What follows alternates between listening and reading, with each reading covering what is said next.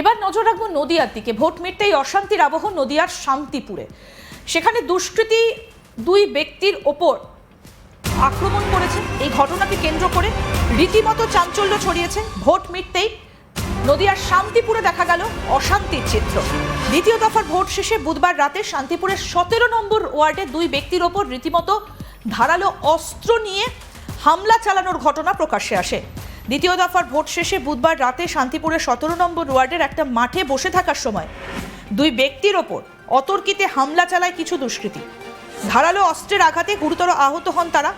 আক্রান্তদের পরিজনের দাবি, অন্য রাজনৈতিক দল করায় তাদের ওপর আক্রমণ চালিয়েছে তৃণমূল আশ্রিত দুষ্কৃতীরা। আশঙ্কাজনক অবস্থায় আহতরা কৃষ্ণনগর হাসপাতালে ভর্তি। তদন্তে নেমেছে শান্তিপুর থানার পুলিশ।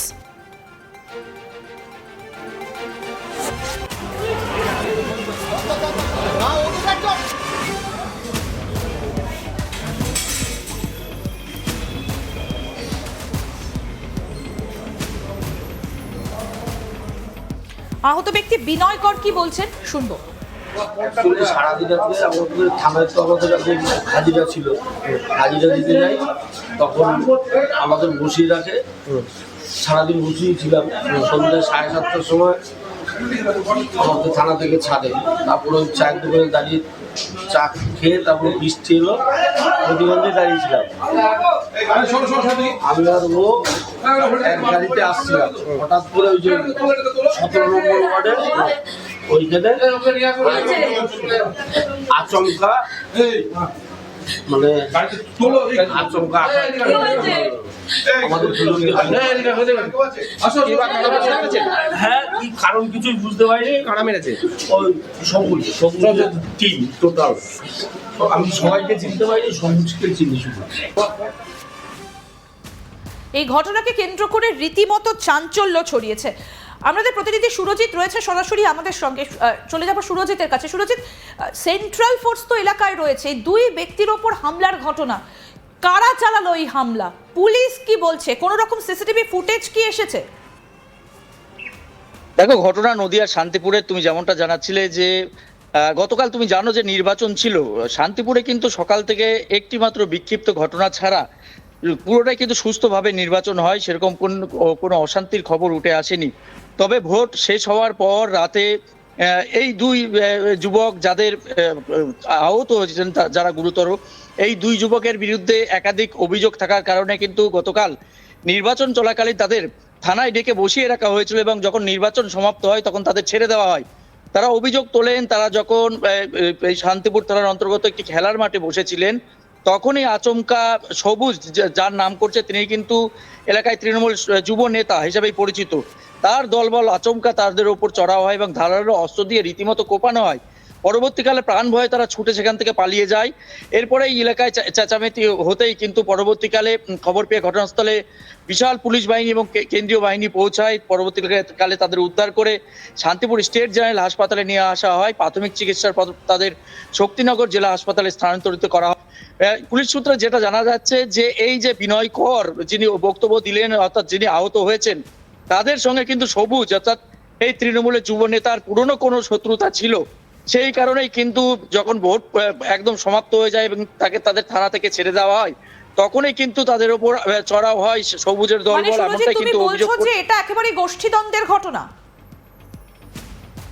দেখো, গোষ্ঠীদ্বন্দ্ব না হলে যারা আহত হয়েছেন, যেটা জানা যাচ্ছে যে এই বিনয় কর তিনি কিন্তু এলাকায় সিপিএম কর্মী হিসেবেই পরিচিত। তবে তিনি কিন্তু এবারের নির্বাচনে নির্দল প্রার্থী যিনি আছেন তার সঙ্গে কিন্তু যোগাযোগ রেখেছিলেন, কিন্তু এলাকায় তিনি সিপিএম কর্মী হিসেবেই পরিচিত।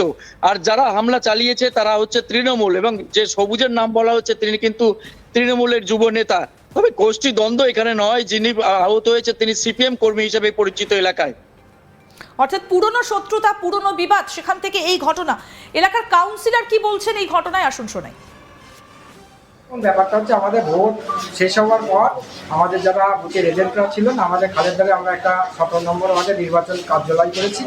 সেখানে আমাদের বিভিন্ন বুথের ছেলেরা যখন একে একে করে ফেলে আমরা তার তথ্য দিচ্ছিলাম, সেই সময় এলাকার থেকে আমার ফোন হলে তুই তাড়াতাড়ি আয়, এখানে অনেক কটা ছেলে একজনকে মারছে। আমরা তখন ওখান থেকে আমরা অনেক কজনই ছিলাম, আমরা দৌড়তে দৌড়তে আসি, মানে আমরা তখন সাইকেল নেবো কি মোটরসাইকেল নেবো সেটা ভাবনাটা আসেনি। আমরা যখন এই বৃষ্টির মধ্যে আমরা সাইকেল দৌড়তে দৌড়তে আসি, এসে তখন বলে ডালধামাতে একজনকে মেরেছে, ওকে খুঁজে পাওয়া যায়নি। তখন ওখান থেকে আবার ফোন করে যে এখানে পড়ে আছে শিবকি রায়। আবার ওখানে আমরা যাই, গিয়ে দেখে আছে বস। আমার বড়বাবুকে আমি সঙ্গে সঙ্গে, আমাকে ফোন করার সঙ্গে সঙ্গে আমি বড়বাবুকে ফোন করে জানাই। ঘটনার সঙ্গে বড়বাবু উপস্থিত ছিলেন। আপনাকে ওখান থেকে বডিটা তোলার জন্য, মানে যাতে অসুস্থ হয় তার চিকিৎসার জন্য আমি তাকে ওই এলাকারই দুজনকে নিয়ে গাড়ি করে, থানার গাড়ি করেই আমি এখানে নিয়ে আসি। কি বা কারা কি কারণ আমি ওটা দেখিনি কাউকে। আমার নাম দীপক পাশা, আমি কালকে পৌরসভা 57। এবং এই ঘটনাকে কেন্দ্র করে রীতিমতো চাঞ্চল্য ছড়িয়েছে। ধন্যবাদ সুরজিৎ। কথা বলছিলাম, আমাদের প্রতিনিধি সুরজিৎ আমাদের সঙ্গে ছিলেন সরাসরি। অর্থাৎ ভোট মিটতেই অশান্তি রাজ্যের বিভিন্ন জায়গা থেকে উঠে আসছে শান্তিপুরে যে ঘটনা।